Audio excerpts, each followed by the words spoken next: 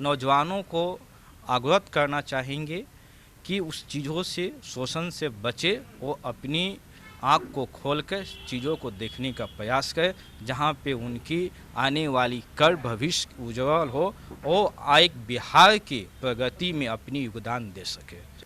Janata Dal United जहाँ तक बात है, नीतीश कुमार जी का एक भरोसेमंद चेहरा है।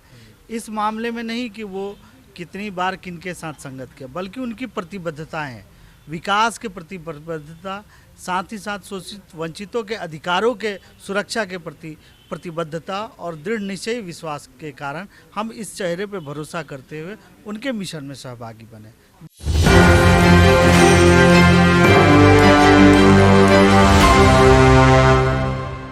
नमस्कार, मैं नंदन, आप देख रहे हैं न्यूज़ 24। देखिए, जेडीयू कार्यालय में इस वक्त हम उपस्थित हैं। आपको पहले दिखा देते हैं कि आज सदस्यता ली गई है जेडीयू की। आपको पहले बता देते हैं कि कांग्रेस के प्रदीप राज प्रिंस जी हैं, उसके बाद भीम आर्मी के भी आपको बता देते हैं कि लगातार जिस तरीके से लोकसभा चुनाव नज़दीक आ रहा है, वहाँ पर सदस्यता लेने की बात बहुत बड़ी होकर सामने आती है। सबसे पहले प्रदीप राज प्रिंस हम बात करेंगे, जिस तरीके से कांग्रेस सबसे बड़ी पार्टी देश की मानी जाती है, उसको छोड़कर आप अगर जेडीयू में आ रहे हैं तो उसके पीछे का कारण क्या है?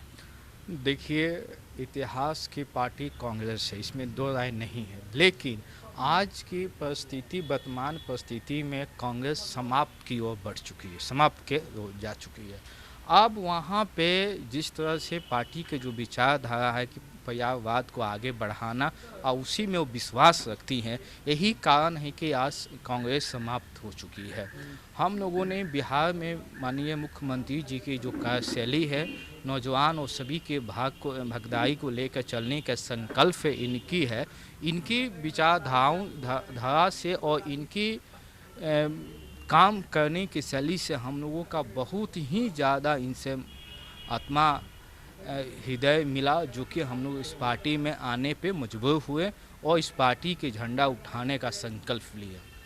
चलिए, हाँ, बात करें युवाओं की पार्टी की, तो राजद भी युवाओं की पार्टी मानी जाती है और राहुल गांधी की भी पार्टी युवाओं की पार्टी मानी जाती है। तो राजद में क्या ऐसा था कि राजद ने आपने जनता दल यूनाइटेड चुना?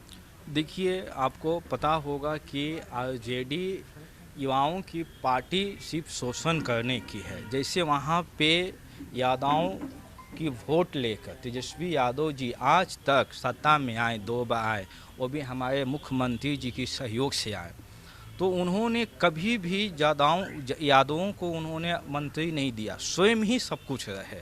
इस कारण से आज वो युवाओं के नाम पर एक समझिए कि ठगी करने का सबसे बड़ा प्लेटफॉर्म है। हम नौजवानों को अवगत करना चाहेंगे कि उस चीज़ों से, शोषण से बचे और अपनी आँख को खोलकर चीज़ों को देखने का प्रयास करें, जहाँ पे उनकी आने वाली कल भविष्य उज्जवल हो और एक बिहार की प्रगति में अपनी योगदान दे सके। चलिए, देखिए, वीरेंद्र भास्कर जी भी हमारे साथ मौजूद हैं। सबसे पहले आपको बताते हैं कि व्यक्तित्व के मामले में अगर बात करें तो प्रवक्ता ये हैं, और सबसे पहले आप बताइए कि क्या कारण है जनता दल आपने चुना है इसका?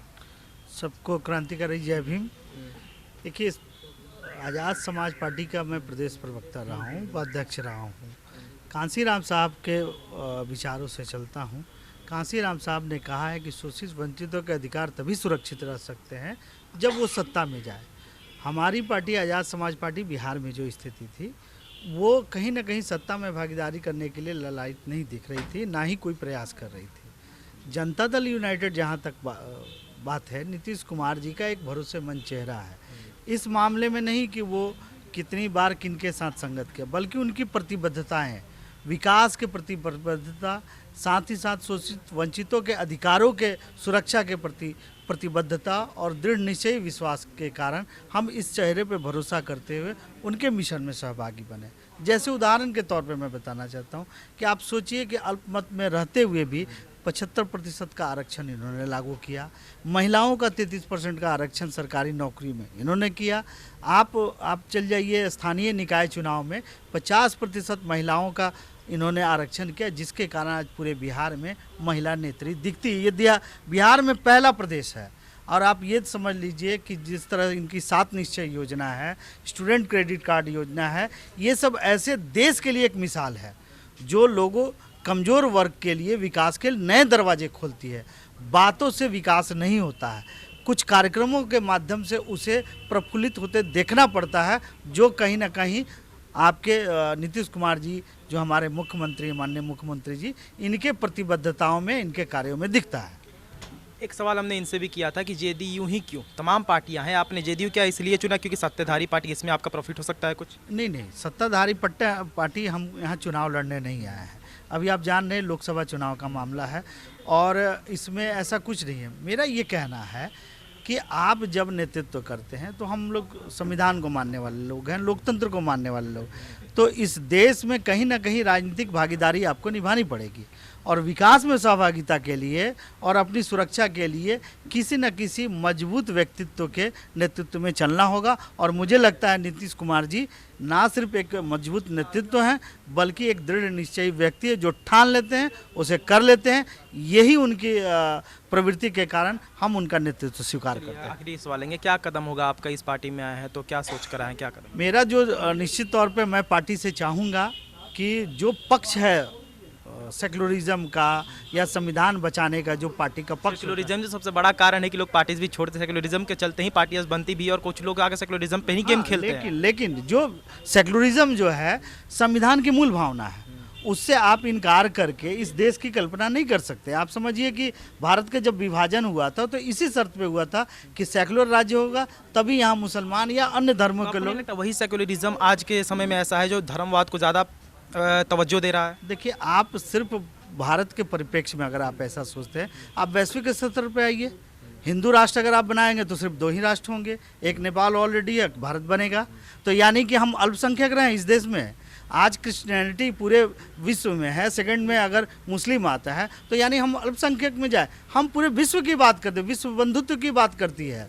तो विश्व बंधुत्व में कहीं ना कहीं हमें सद्भावना रखना पड़ेगा, सेक्युलरिज्म रखना पड़ेगा, तभी एक मजबूत राष्ट्र की कल्पना कर सकते हैं।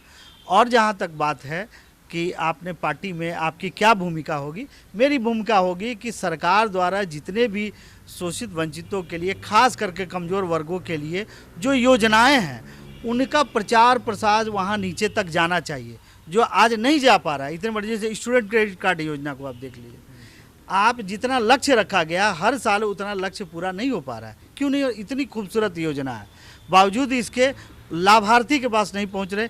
कहीं ना कहीं मैकेनिज़्म में या हमारे कार्यकर्ताओं में इस बात की समझ नहीं हो पाई है कि हमारे लोगों का इसका लाभ पहुंचाना चाहिए। मैं चाहूँगा कि 7 निश्चय योजना के तहत जितने भी प्रतिबद्धताएं हैं उनके नीचे तक, जनता तक पहुंचाई जाए।